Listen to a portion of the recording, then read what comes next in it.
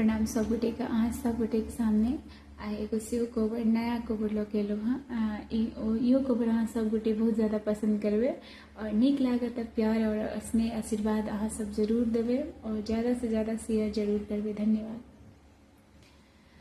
तो सुनियो कोबर। नव नव कनिया नव नव कोबर नव नव जुड़ल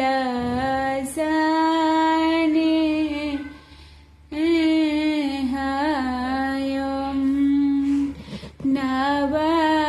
नव कनिया नव नव कोबर नव नव जुड़ल स्नेह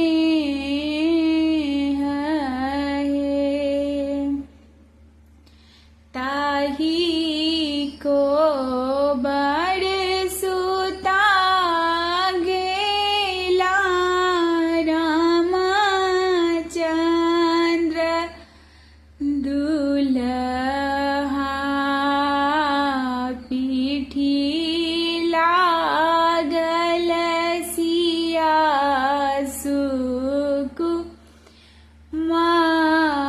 सुकुमारी हटी सुतु फिरी सुतु ससुर जी के बेटिया आहूँ घामी चादर माली नहे एतबे बचन सुनलनि कनिया हे सुहबे धाई लेली नहिरक बाट हे एक कोसी गेली सुहाबे दुई कोसी गेली तेसर कोसी गंगा जी के धार है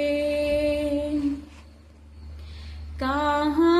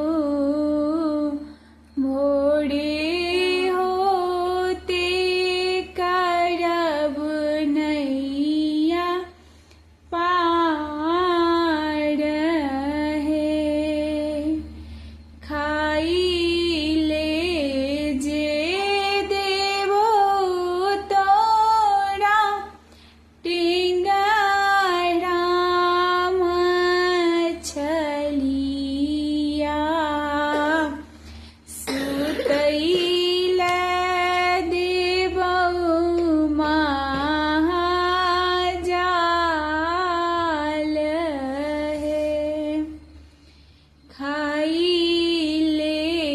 जे देबौ तोहरो टेंगारा मछलिया सुतैले देबौ महाजाल हे आगिया लागेबौ तोहरो टांगरा मछलिया बजर खसेबौ महाजाल हे चांद सूरज साना हमार प्रभु छथ तिनका जल माला के काना करू ध्यान हे नव नव कानिया नव नव कोबर नव नव जुड़ल स्नेह हे जुगे जुगे जीवातु रामचंद्र दुल्हा कन्या सुहबे के बारनु आही बाती है नव नव कानिया नव नव कोवर नव नव जुड़ल स्नेह हे उम्मीद करै छी नीक लागल हैत इहो कोबर अहाँ सब गोटेके बीच में हमर बेटी उठि कऽ आबि गेल छलै तऽ ओकरा सर्दी बहुत जोर भऽ गेल छै ओना तऽ हमरा घरमे तीनों आदमीके छलै पर कम भेल बाबूके अखन यही कनि मनि तऽ ओ बीचमे एक दू बेर खसि देने छलै तऽ ओकरा इग्नोर करब और बच्चा छै तऽ अहाँ सब गोटे और अपन प्यार आशीर्वाद स्नेह और